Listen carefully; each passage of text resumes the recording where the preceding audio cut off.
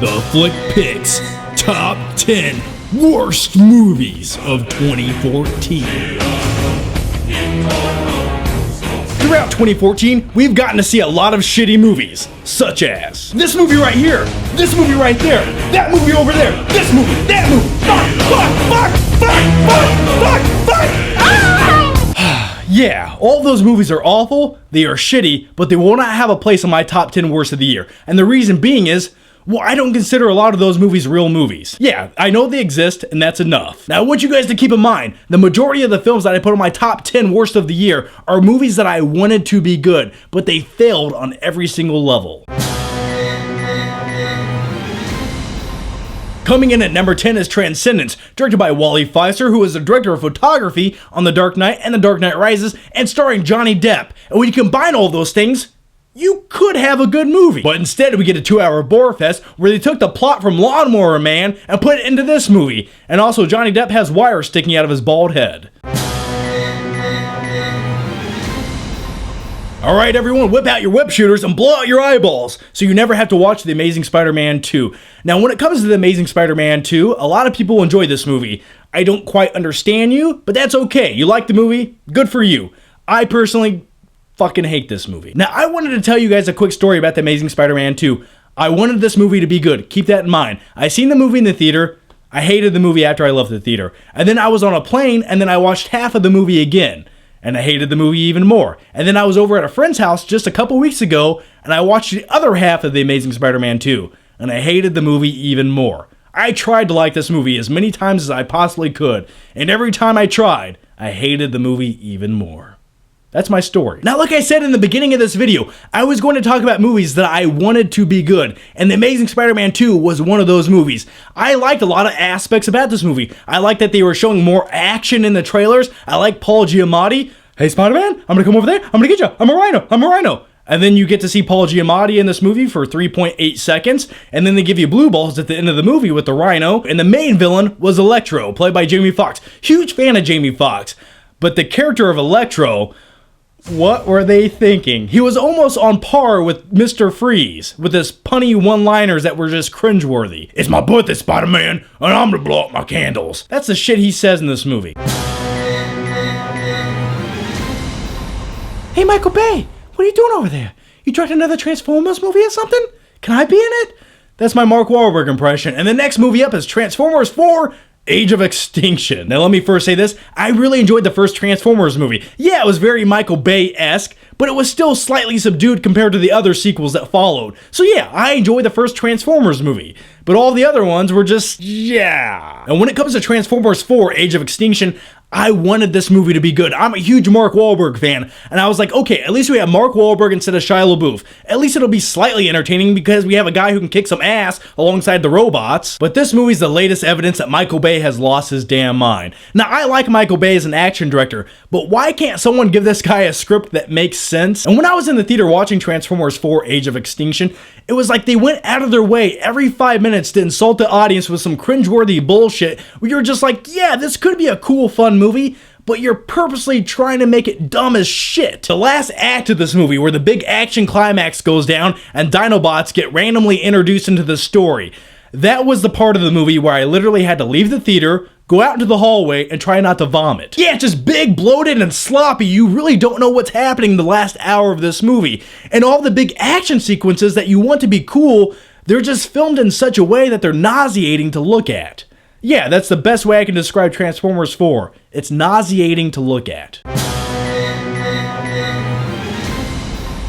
Yeah, the next movie up is The Expendables 3. And when it comes to the 1980s and 1990s action movies that all these guys starred in, I'm huge fans of all of those movies. I'm probably one of the biggest fanboys you'll ever come across. But when you combine all those guys into this movie with an underwhelming, shitty script that was just half-assed, well, that's what kind of movie you get. You get an underwhelming, shitty movie that's half-assed. And every single one of these Expendables movies are just disappointing because you have all these big action icon stars in these movies, but yet they can't capitalize on that and give you a good action movie. The only thing the Expendables movies have going for them are these action stars just rehash some popular one-liners every now and then in these movies. That way, so when audience members see the movies, they're like, oh, I remember that. That was from a good movie. The Expendables 3, so much potential, but yet they don't know how to execute it into a good movie. But the only positive thing I can say about this movie was Mel Gibson. Yeah, he gave a pretty good performance in the movie.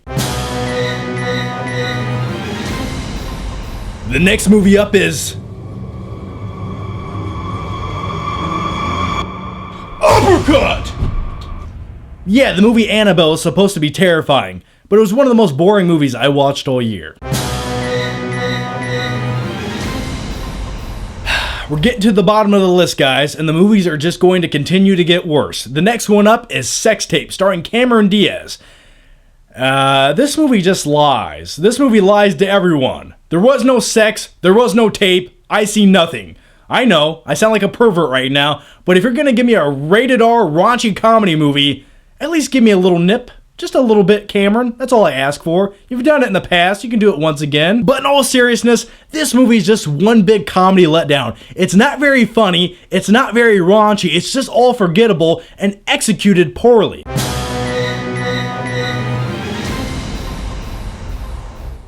Fuck my life. The next movie up is Tammy, starring Melissa McCarthy.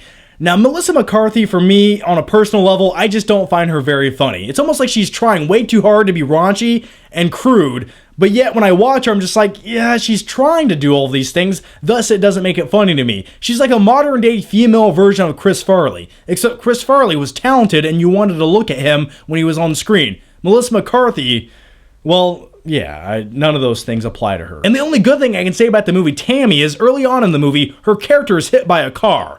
And the only reason I like that scene is because I had hopes that her character was dead and the movie would end. The sun will come out? Never! Because the next movie up is the remake of the musical Annie, starring Jamie Foxx and some little girl. Now this movie is filled with scene after scene of cringeworthy nothingness. Yeah, there's some musicals that ensue, but you cringe at all of them, and all the feelings and emotions that humans feel, none of these characters feel like they can do that. Like, you're just like, what are you doing? I see a smile on your face, but I feel nothing but hate and disgust. The best way I can describe the movie Annie is it's just montages after montages of nothingness and pain. I wanna take his face off. And after watching the movie Left Behind, I wanted to take my face off. I could eat a peach for hours. Okay, I'm gonna stop with the face-off references. Now this movie stars Nicolas Cage, and I love Nicolas Cage. He's probably the best worst thing that's ever happened to movies, but I love the guy. But fuck, he will do any movie that they put in front of him. I literally think if I had a budget of $15 and wrote a movie in 5 minutes, that he would come to my house and star in the movie. It takes place in my bathroom. It's about a guy taking a shit. That's the movie, he would probably star in it. And that movie would be better than Left Behind. Now, the movie Left Behind is about the rapture happening on Earth, and you don't like anyone in this movie. No one is likable, and everyone's just so stupid, you want them to die.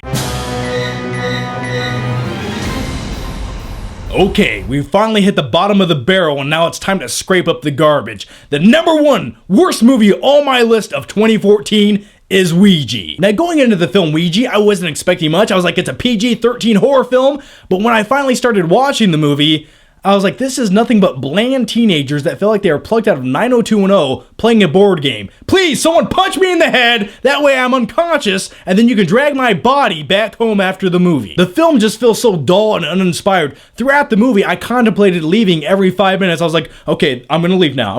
Okay, nope, I'm gonna stay here. John, just stay in place, watch the rest of the movie. Just take it like a man. Yeah, the movie Ouija blows. If you want a scary experience with a board game, just play Monopoly with the lights off. I assure you, it'll be a much more entertaining and scary time than Ouija. Alright guys, so those are my top 10 worst movies of 2014. And by the way, if you haven't already, make sure you check out my top 10 best movies of 2014. I'll put the annotation to that video right there, or you can stay until after this video, click the big thumbnail or link down below. By the way guys, I have a question for you, and let me know down below, what is your top 10 worst movies of 2014? Or what is your number one worst movie of 2014? Give me some reasons why. Anyway guys, thanks for watching. If you haven't subscribed, do so, and I'll see you next time.